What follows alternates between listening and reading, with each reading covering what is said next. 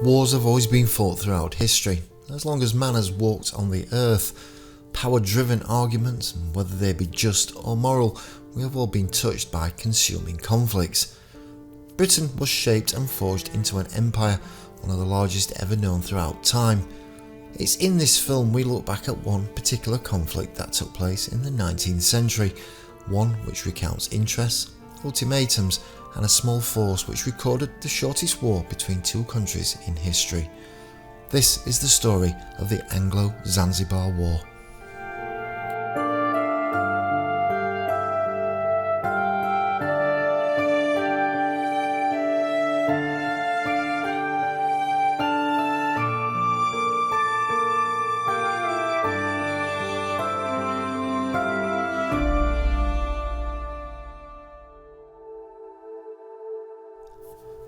Zanzibar was an island country in the Indian Ocean off the coast of Tanganyika.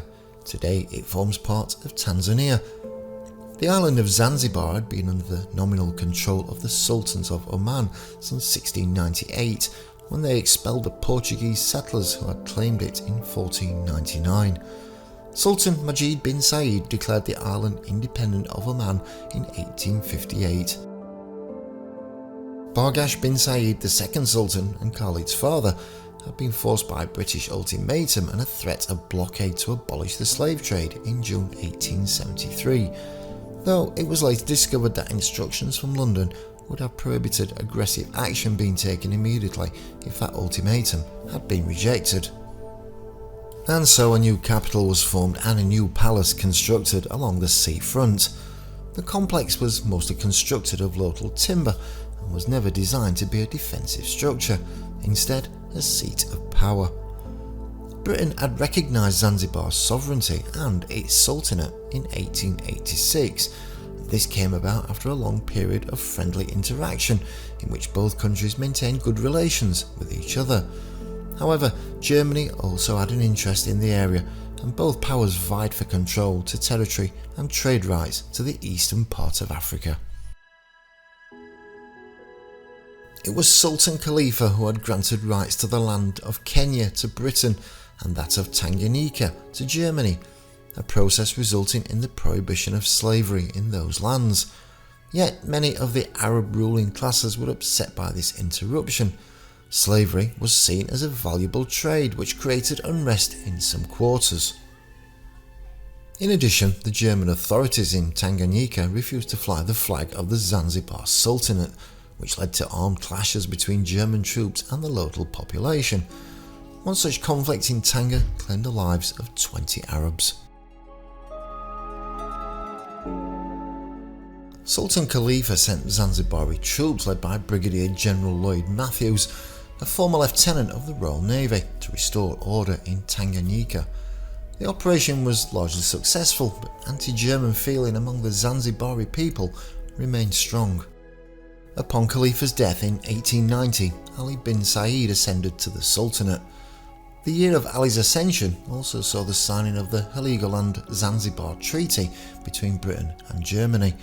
This treaty officially set boundaries and limited the interest in East Africa and gave up Germany's rights in Zanzibar to the United Kingdom. When this happened, the British government now held more influence in Zanzibar, which they intended to use to eradicate slavery there, an objective they had held as early as 1804. Ali died in 1893 and was succeeded by Hamad bin Thawani, who became Sultan. Hamad maintained a close relationship with the British, but there was dissent among his subjects over the increase in British control over the country, the British-led army and the abolition of the valuable slave trade. In order to control this dissent, the British authorities authorised the Sultan to raise a Zanzibari palace bodyguard of 1,000 men, but these troops were soon involved in clashes with the British-led police. On the 25th of August 1896, Sultan Hamad died suddenly. His 29-year-old nephew Khalid bin Bargash, who was suspected by some of his assassination, moved into the palace complex at Zanzibar town without British approval and in contravention of the treaty agreed with Ali.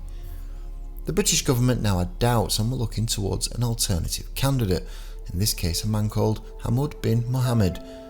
Khalid was warned by the consul and diplomatic agent to Zanzibar, Basil Cave, and General Matthews to think carefully about his actions.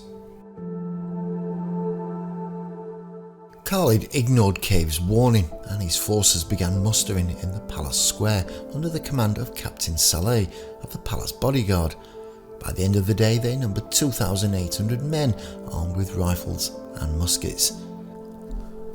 The majority were civilians, but the force included 700 Zanzibari Askari soldiers who had sided with Khalid.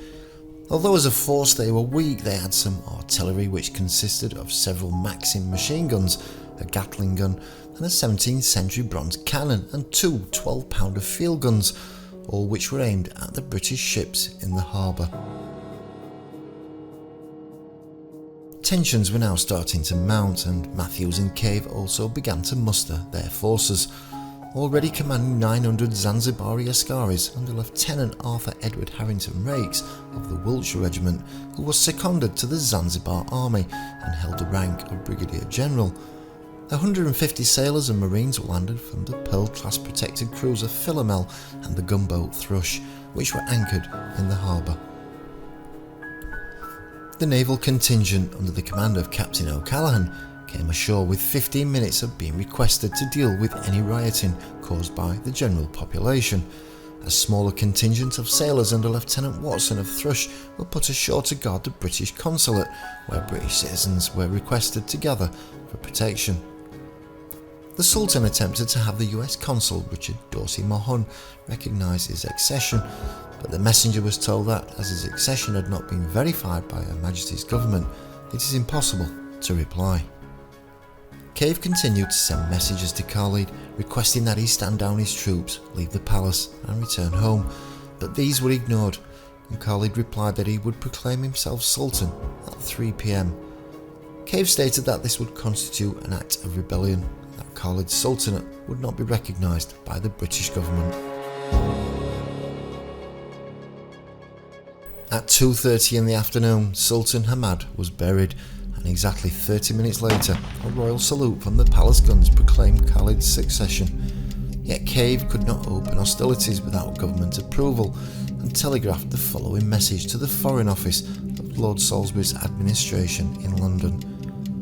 Are we authorised in the event of all attempts at a peaceful solution proving useless to fire on the palace from the men of war? At 10 o'clock on the 26th of August, the Archer-class protected cruiser Raccoon arrived at Zanzibar town and was anchored in line with Thrush and Sparrow. At 2 p.m, the Edgar-class protected cruiser St George flagship of the Cape and East Africa Station steamed into harbour. On board were Rear Admiral Harry Rawson and further British Marines and sailors. At around the same time, Lord Salisbury's reply arrived authorising Cave and Rawson to use the resources at their disposal to remove Khalid from power. The telegraph read, "You are authorised to adopt whatever measures you may consider necessary and will be supported in your action by Her Majesty's government. Do not, however, attempt to take any action which you are not certain of being able to accomplish successfully." At that notice, Cave attempted further negotiations with Khalid, but these failed, and Rawson sent an ultimatum, requiring him to haul down his flag and leave the palace by 9 a.m. on the 27th of August, or he would open fire. During the afternoon, all merchant vessels were cleared from the harbour, and the British women and children removed to St George and a British India Steam Navigation Company vessel for their safety.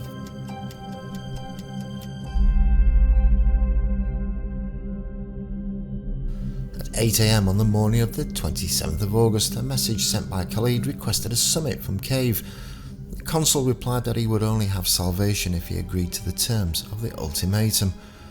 At 8:30, a further message from Khalid declared that "We have no intention of hauling down our flag, and we do not believe you would open fire on us." Cave replied that "We do not want to open fire, but unless you do as you are told, we shall certainly do so." At 8:55, having received no further word from the palace, aboard the St George, Rawson hoisted the signal, "Prepare for action." At exactly 9 o'clock, General Lloyd Matthews ordered the British ships to commence the bombardment. At 9:02, Her Majesty's ships Raccoon, Thrush and Sparrow opened fire at the palace simultaneously. Thrush's first shot immediately dismounted an Arab 12-pounder cannon.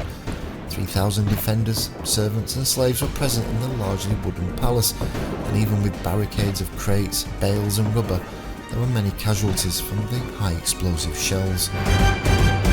Despite initial reports that he had been captured and was to be exiled to India, Sultan Khalid escaped from the palace. A Reuters news correspondent reported that the Sultan had fled at the very first shot, with all the leading Arabs, who left their slaves and followers to carry on the fighting. The shelling ceased at around 9:40, by which time the palace had caught fire, the Sultan's artillery had been silenced, and his flag had been cut down. During the bombardment, a small naval engagement occurred when at 9:05, the obsolete Glasgow fired upon the St George, using her armament of 7 9-pounder guns and a Gatling gun, which had been a present from Queen Victoria to the Sultan. The return fire caused Glasgow to sink, though the shallow harbour meant that her masts remained out of the water.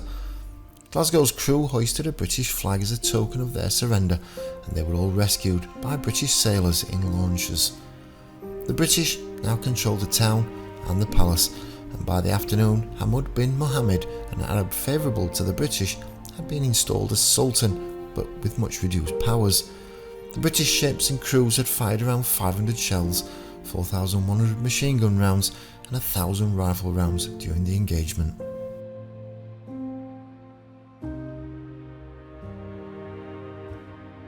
In the aftermath of the attack, it was said approximately 500 Zanzibari men and women were killed or wounded during the bombardment, most of the dead a result of the fire that engulfed the palace. It is unknown how many of these casualties were combatants, but Khalid's gun crews were said to have been decimated. British casualties amounted to one petty officer severely wounded aboard Thrush, but who later recovered. As for Sultan Khalid himself and around 40 followers, they sought refuge in the German consulate following their flight from the palace, where they were guarded by 10 armed German sailors and marines, while Matthews stationed men outside to arrest them if they tried to leave. Despite extradition requests, the German consul refused to surrender Khalid to the British, as his country's extradition treaty with Britain specifically excluded political prisoners. However, Khalid was captured by British forces in 1916 during the East African campaign of World War I. He was exiled to Seychelles and St Helena before being allowed to return to East Africa, where he died in Mombasa in 1927.